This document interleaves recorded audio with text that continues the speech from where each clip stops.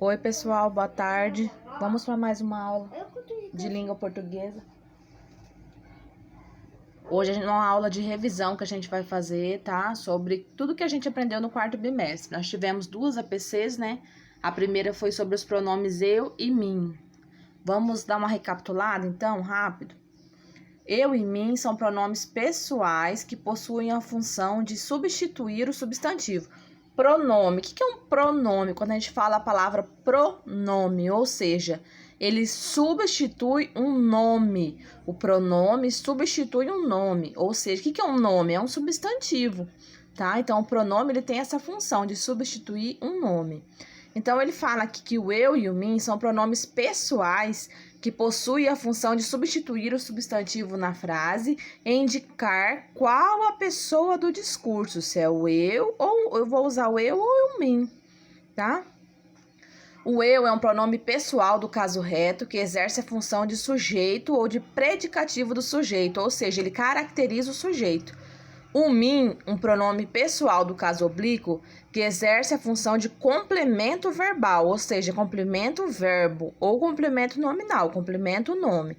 Exemplos: eu não acredito que consegui passar na entrevista de emprego. Olha o eu não acredito. Eu gosto mais de viajar para a praia do que para as montanhas. Olha agora o mim. Quando você confiará em mim? Esse presente é para você e para mim. Então, gente, basicamente, vamos dizer assim, que para saber se eu vou usar o eu ou o mim, eu tenho que observar a frase, a concordância. Se está fazendo a concordância correta do nominal ou do verbo.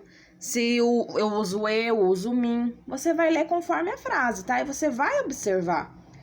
Porque tem frases que não tem como usar. Por exemplo, aqui, ó. Quando você confiará em mim? Dá para eu falar assim, quando você confiará em eu? Não, né? Fica estranho, tá errado. Então é mim, eu já sei que é o mim, não tem eu, tá bom?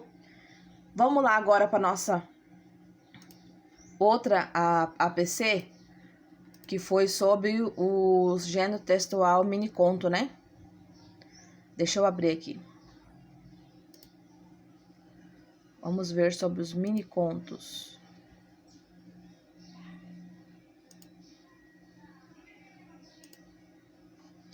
Gênero textual mini-conto.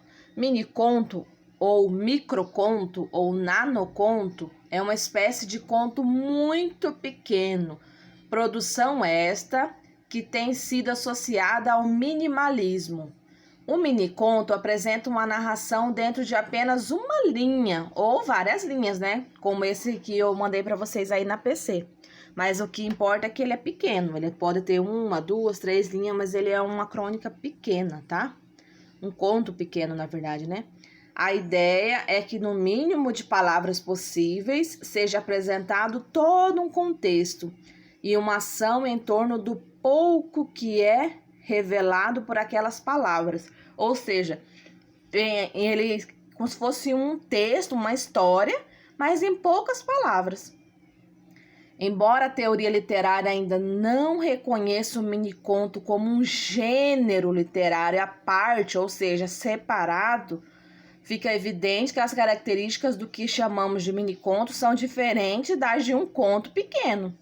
No miniconto, muito mais importante que mostrar é sugerir, deixando ao leitor a tarefa de preencher as elipses narrativas e entender a história por trás da história escrita, ou seja, qual que é a função do miniconto? Fazer com que o leitor leia e se aprofunde, ele continue a história, ele continua a reflexão, tá? Porque como ele é pequenininho, né? Então aí o leitor vai ter que interpretar, entender do jeito dele. Características do miniconto: concisão, narrativa. Muitos dos ditos minicontos são, na verdade, tiradas líricas. Totalidade: um miniconto não é um storyline. Subtexto: ausência da descrição, ou seja, ele não vai descrever em um parágrafo um autor ou alguém, não. Vai ser tudo bem resumidinho. Retrato de pedaços da vida. Então, essas são as características principais do miniconto, tá? Então, foi isso que a gente aprendeu, resumindo, né? Foi isso que a gente aprendeu no quarto bimestre. Espero que vocês tenham entendido, tenham gostado. Esses foram os nossos conteúdos do quarto bimestre, pessoal. Então tá, fica com Deus, um abraço, até a próxima aula.